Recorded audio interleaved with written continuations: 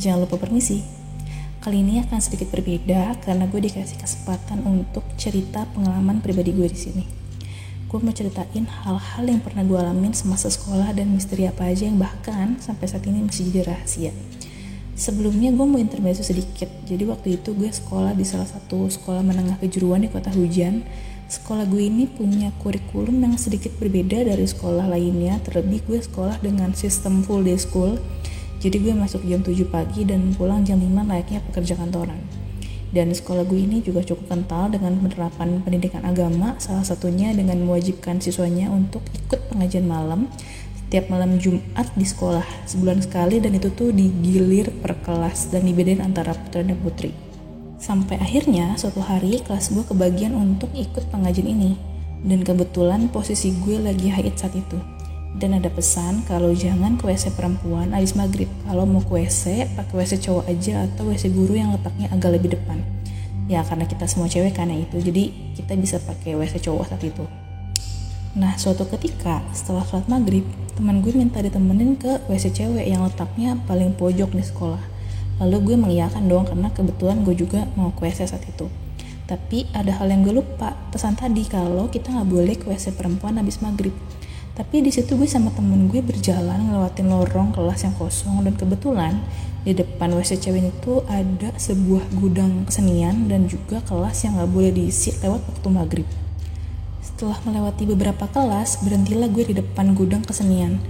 Gue ngedengar kayak ada sekelompok orang lagi mainin gamelan tapi gak ada wujudnya. Sampai gue tanya teman gue, sebut aja namanya Intan, "Tan, lu denger ada suara gamelan gak sih?" Sontak temen gue kaget. "Hah? Enggak tuh, gue gak ngedengar apa-apa." Terus gue langsung keinget pesan tadi kan. Tan, gue lupa kan kita gak boleh ke toilet cewek abis maghrib, mending kita balik lagi yuk." Saat gue mau balik lagi, teman gue megang tangan gue kencang banget sambil bilang, "Lu denger orang nembang Jawa gak sih?" Sontak gue terdiam dan iya bener aja. Kali ini ada suara sinden lagi nembang Jawa diiringi sama suara gamelan tadi dan tercium bau melati yang cukup menyengat.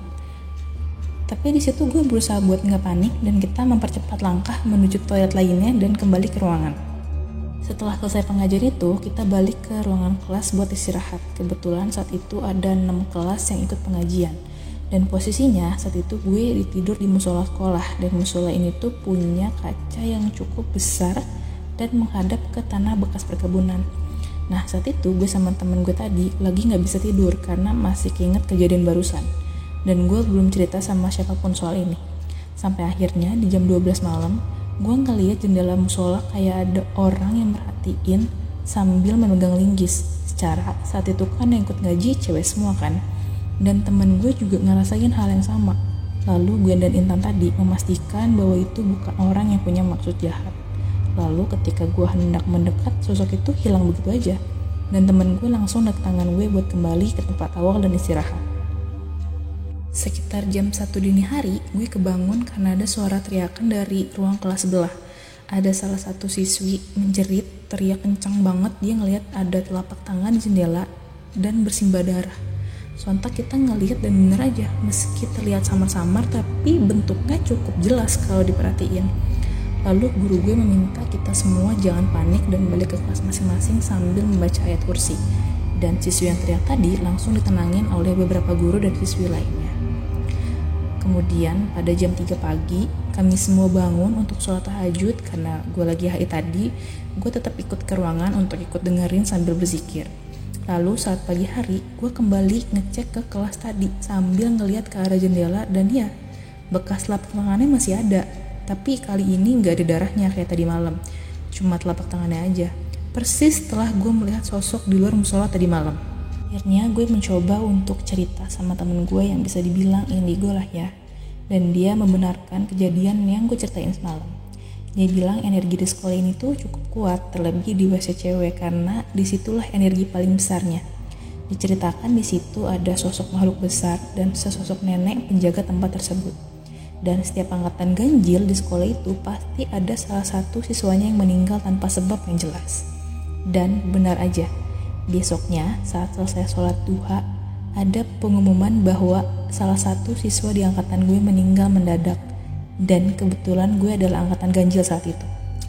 Lalu gue penasaran nih, apakah angkatan ganjil di atas gue sebelumnya juga mengalami hal yang sama? Dan jawabannya iya, begitupun angkatan ganjil sebelumnya. Setelah gue cari tahu lebih dalam kenapa energi ini muncul di WC cewek, karena persis di samping WC cewek itu ada makam tua dan cukup luas.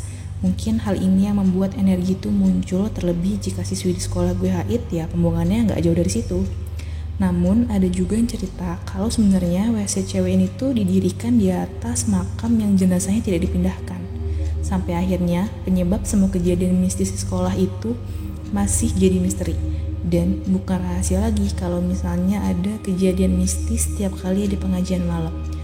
Jadi menurut kalian gimana? Pernah ngalamin cerita mistis masa sekolah?